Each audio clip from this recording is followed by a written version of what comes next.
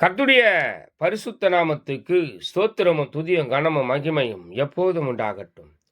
இந்த நல்ல 9ஆம் மாதம் 22ஆம் தேதியை காண செய்த தேவாதி தேவனுக்கு கொடான கொடி ஸ்தோத்திரம். கர்த்தரின் மகிமை ஆத்தும ஆதாயம் சுவிசேஷ ஊழியத்தின் சார்பாக இன்றைய நாளுக்கான சில நிமிட தேவ செய்தி கேளுங்கள். இனி காலம் செல்லாது, என் ஆண்டவராய் இயேசு கிறிஸ்து வரப்போகிறார். ஆயத்தமாயிருங்கள்.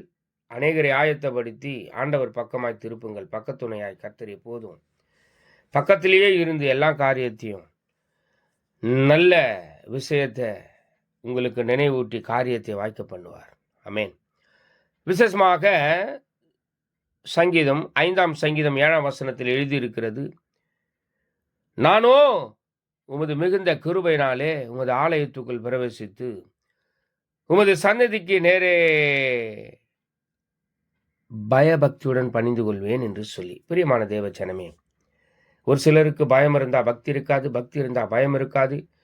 ஆக ரெண்டுமே கலந்து இருக்கிற மனிதனை பாருங்கள், எப்போதும் ஆசீர்வாதமாக இருப்பாங்க, எப்போதும் கர்த்தருடைய மகிமை அவர்கள் மேலே இருக்கும்.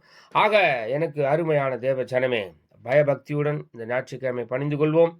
நீங்கள் பணிந்து கொள்ளும் பொழுது நீங்கள் கேட்கிறதெல்லாம் கர்த்தர் நிச்சயமாகவே தருவார். ஏன்னா மிகுந்த பயத்துடன் பக்தியுடன் கர்த்தரை தொழுது கொள்ளுகிற ஜனங்களை பார்த்து சொல்லுகிறார், நான் உன்னை விடுவிப்பேன், உன் பிரச்சனையை மாற்றுவேன், உன் கவலையும் கண்ணீரும் என்மேல் வைத்து விடுங்கள் என்று சொல்லி. ஆக எது குறித்தும் கலங்காதிருங்கள்.